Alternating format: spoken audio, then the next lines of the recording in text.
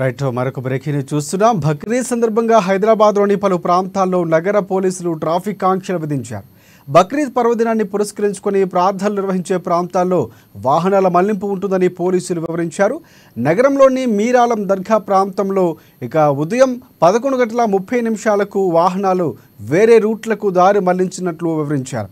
పురాణాపూల్, కామటిపుర, కమన్బాగ్ వైపు నుంచి ఈద్గా ప్రార్థనల కోసం వచ్చేవారిని మాత్రమే బహదూర్పుర క్రాస్ రోడ్ మీదుగా అనుమతిస్తామని పేర్కొన్నారు.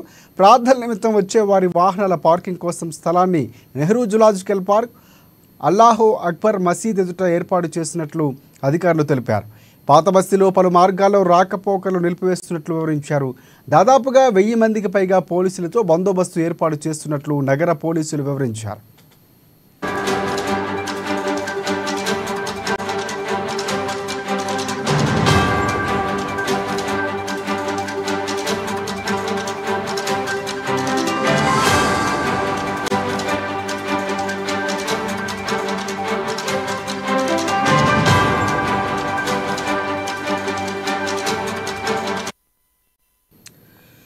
బ్రేకింగ్ చూస్తున్న బక్రీద్ సందర్భంగా హైదరాబాద్లోని పలు ప్రాంతాల్లో నగర పోలీసులు ట్రాఫిక్ ఆంక్షలు విధించారు.